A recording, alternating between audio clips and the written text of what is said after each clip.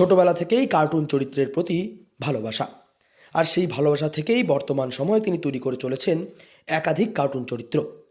দীর্ঘ সময় ধরে একাধিক কার্টুন চরিত্র বেশ অনেকের মন জয় করেছে। বর্তমান সময়ে তার বেশ কিছু কার্টুন চরিত্র প্রকাশিত হয়েছে। বর্তমানে তিনি আরও বিভিন্ন ধরনের কার্টুন চরিত্র তৈরির কাজে মগ্ন হয়ে রয়েছেন। তো সেই সব হিম্যানের মিনি কমিক্স কিনতাম এবং বসে বসে খাতায় খাতায় ছবি আঁকতাম হিম্যানের। তার মধ্যে তার এখন জানি সেটাকে সিক্স প্যাক অ্যাপ বলে, তখন জানতাম গুলটি গুলটি পেট। তো ওই গুলটি গুলটি পেট আর মাস্কুলেচার চেহারা আঁকতে আঁকতে একটা মানে কার্টুনের প্রতি প্রাইমারি ভালোবাসা জন্মায়। এবার তারপরে চলে যাই আসামে, সেখানে মা আমাকে একটা বই কিনে দেন, বিবি সত্যমূর্তির একটা বই, কার্টুন কেসে বানায়। মানে আমার হিন্দি মিডিয়ামে পড়াশোনা, তো বইও ছিল হিন্দি। তো সেখান থেকে একদম কার্টুনের ফিদা হয়ে যাই।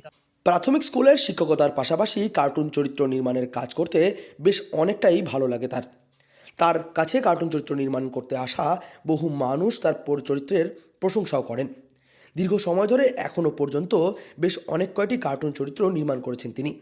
তবে আগামী দিনে তিনি আরও বেশ কিছু জনপ্রিয় কার্টুন চরিত্র নির্মাণ করার কাজে মগ্ন হয়ে রয়েছেন।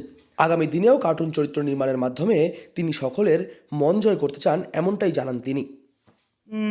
চিতেন চোর বলে একটা চরিত্র করে তার কমিক্স করেছি। তারপরে বন্ধু মামা বলে একটা কমিক্স ক্যারেক্টার করেছি, যেখানে মানে এক পাগলাটে মামা আছে, সে না তার ভাগ্নের সঙ্গে নানা রকমের আবিষ্কার করে। অ্যাকচুয়ালি তার মূল আবিষ্কার হচ্ছে এমন একটা যন্ত্র যেটা তাকে যে কোনো একটা কল্পনার জগতে নিয়ে যেতে পারে, এবং কল্পনার জগতে নানা রকমের ঘটনা হয়। এটা হচ্ছে বন্ধু মামা ক্যারেক্টার।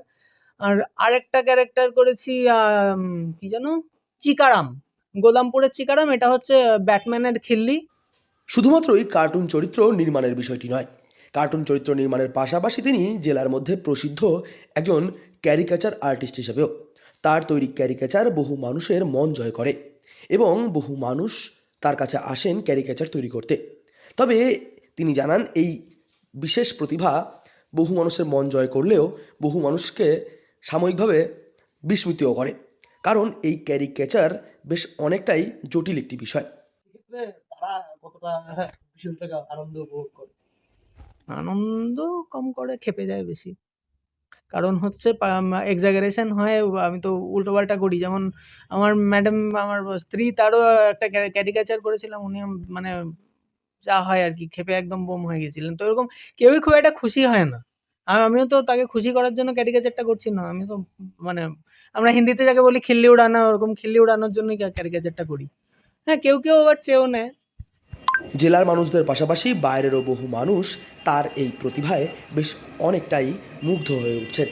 কোচবিহার থেকে সার্থক পণ্ডিতের রিপোর্ট, লোকাল 18 বাংলা।